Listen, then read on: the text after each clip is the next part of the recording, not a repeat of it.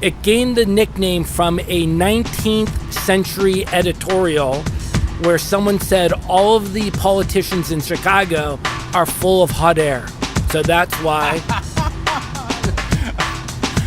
I had no idea that's why. Meet Palle Bo, a digital nomad from Denmark on an epic journey around the world. My name is Palle Bo, and I'm a long-time radio producer. In 2013, I started planning to become a digital nomad and a full-time traveler. 3 years later, I had sold my house, my car, and all my furniture. And in July 2016, I set out on a quest to visit every country in the world.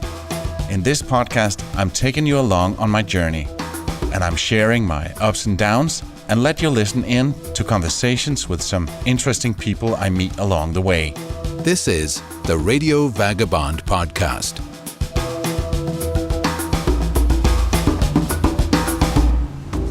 So here we are in Chicago, and I met up with can I call your friend? I think that's...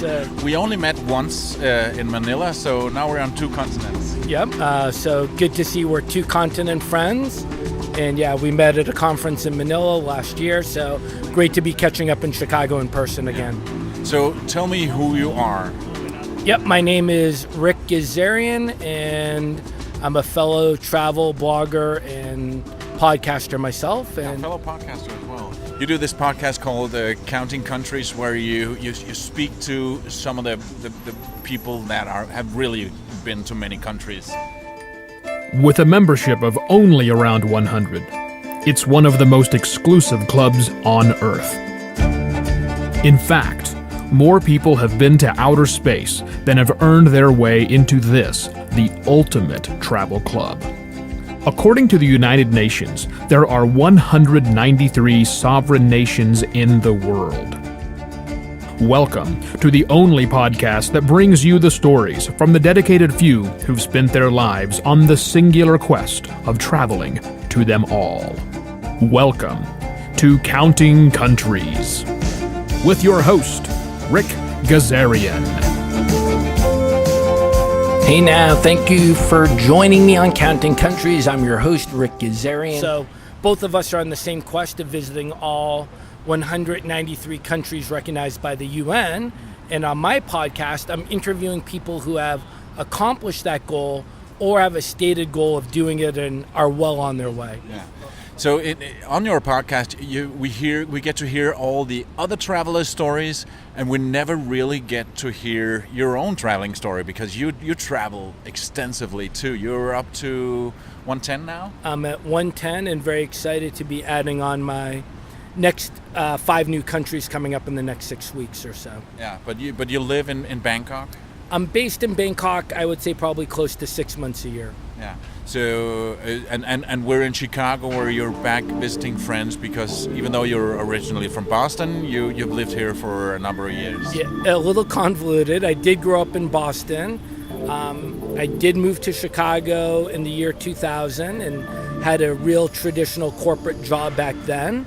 But then I started traveling more and more and more. And I would say in 2012, I became pretty nomadic, but I still do visit the U.S. twice a year, being visits to Chicago and Boston.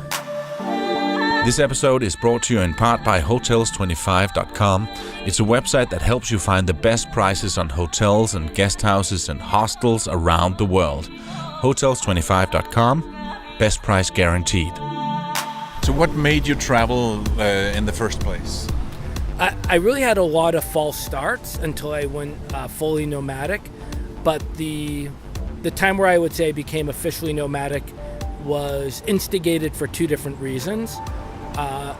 Winter of 2011, I'm sitting in my condo freezing, and I'm talking to a couple of my friends from Chicago who were wintering in Miami. And I'm like, God, these guys are really smart. It's, 5 degrees out, and my friends are on the beach in Miami, and I'm in my condo, I'm freezing. And then the second part was I read a book about a priest that moved to Bangkok in the 1970s and did all this incredible outreach work to the disenfranchised. So as a combination of those two, I said, I'm going to go volunteer for that priest in Bangkok. That eventually led me to Thailand and a nomadic existence. Yeah.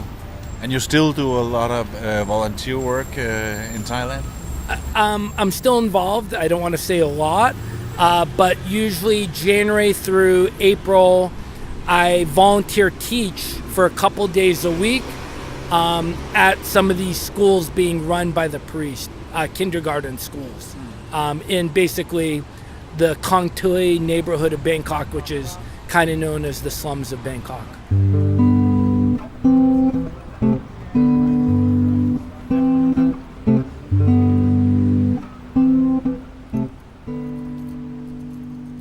So this year, after Chicago, you head down to South America.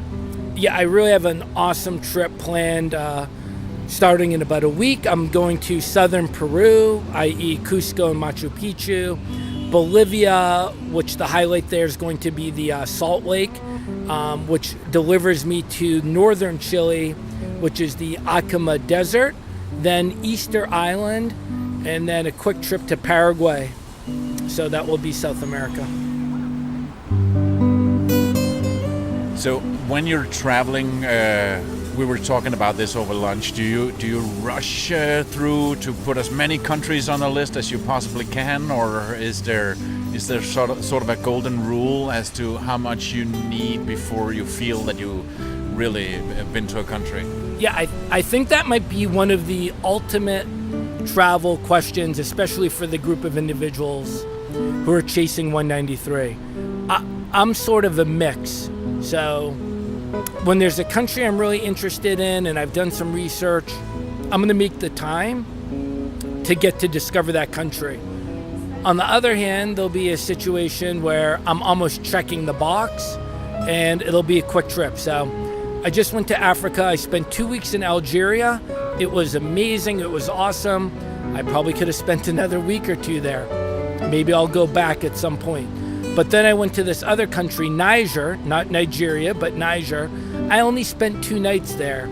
Obviously, you don't see that much in 2 nights, but in some level, I felt comfortable with 48 hours being enough. No offense to any people from Niger listening. No. Well, I do the same. Even though I'm trying to visit every country in the world, I don't feel like I'm chasing 193. If I were, there would be no reason for me to spend 2.5 months in the US as I'm doing right now. Yeah, again, there's so many different styles of travel. I've interviewed people who will do 8 African countries in 14 days, and I'm like, wow, that's quite a schedule. There's no, and the argument might be, what are you actually seeing when you're moving that quickly, especially in difficult countries like that? And I get the question, I bet you do too. I get the question all the time, which is your favorite place so far? And it's such difficult to answer. But when I look back, the places that stand out is the places I've stayed more than 2 weeks. Do you get that feeling as well? Well, I'm guilty of that because I ask everybody you do, yeah. What's your favorite country? And I preface it saying that this is a impossible question to answer. And I don't think there is really any true answer. I typically answer for my favorite country or place. It's the 2 countries which I've spent the most amount of cumulative time in. Yeah. And that would be Thailand and Armenia. So Armenia. So, Pali, I am ethnically Armenian. I did not know that. And my grandparents come from that region. In 2004, I stayed in Armenia for 4 years as a volunteer. During that time period, I really made a lot of friends and relationships. Yeah. And I've been lucky that I've been able to visit the country every year since 2004, sometimes for a week, sometimes for 2 months, but I have a pretty strong connection to that country. Before we continue, I'd like to remind you that I would be so thrilled if you shared it on Facebook or Twitter. This is the Radio Vagabond podcast. So when do you think that you'll get to 193? So I'm hoping in 5 years, so roughly, 17 new countries a year will get me to that goal. Because again, I'm trying to actually have a balance in my life of not being 100% nomadic. I'm having a balance of coming back to the States to visit my family and friends, having a balance of sort of having a home or life in Bangkok for a little bit. So and you're now married to a Thai woman that just by coincidence also used to live here in Chicago. Yeah, very small world. My present wife used to live in Chicago for 3 years. We never met, but we met at a dinner in Bangkok through mutual friends of ours that live in Chicago that happen to be visiting Bangkok. In Bangkok. In Bangkok, of course. Everybody's favorite place to visit. Now we're in Chicago, and you've lived here. So can you tell me a little bit about what kind of city is Chicago? What's the vibe here? Chicago, I love it here. Technically I'm a Bostonian, but I've had a home here since '99. We're right in the heart of the Midwest. It's the biggest city by far in the region. Over 10 million people. It's an incredibly beautiful city. It's right on the lake and arguably one of the most beautiful skylines in the world, right up there with Hong Kong or New York. Yeah. In general, I would like to say the people here are friendlier and easygoing or more easygoing compared to my friends and peers in Boston or New York City. Yeah. A lot to do here, a lot to see here, except don't come, of course, during the winter.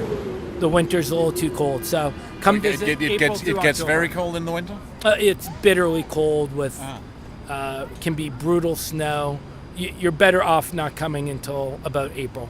So you really have the seasons here, because it gets very hot as well. Yeah, in summer it gets to 100 degrees or 40 Celsius. Summers can be very hot and humid and uncomfortable. You and I are pretty lucky right now because we're sitting outside and it's perfect right now. No humidity and beautiful out. And they call it the Windy City as well.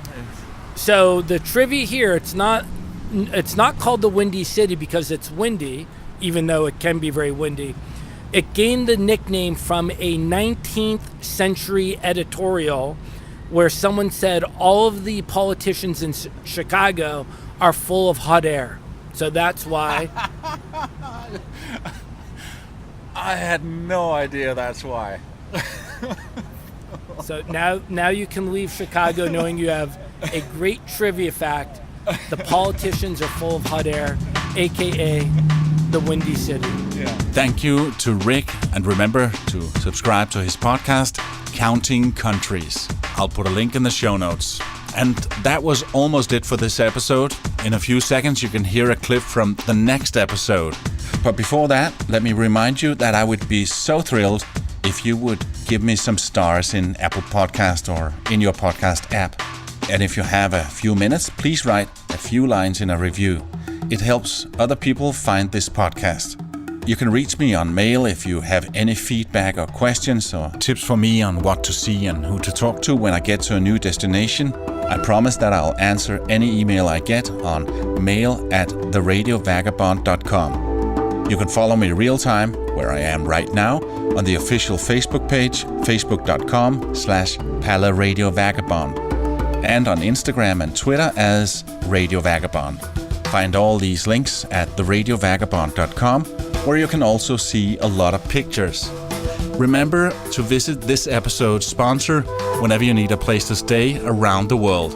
It's a website called hotels25.com, and it searches more than 15 of the biggest hotel search sites like Expedia, Hotels.com, Get a Room, Hilton, Accor Hotels, and many, many others in one simple search. Hotels25.com, best price guaranteed. In the next episode, I head a bit north to a city called Racine. It's because they have a big Danish community, and I'm going to visit a big Danish bakery that makes typical Danish pastry. Even though you're not Danish, I think you will find this interesting. What's it like being a third-generation immigrant here in the US, trying to uphold the traditions of your heritage country without being able to speak the language? How much gets watered down through generations? And will I get a taste of home or just an American interpretation of it? They make kringle, wienerbrød, rugbrød, and they've even tried to make flødebolle. The floatballer? Yeah. That's another... Flødebolle. Flødebolle? All right. That's a neat one. This and much more in the next episode of the Radio Vagabond podcast. My name is Palle Bo. See ya.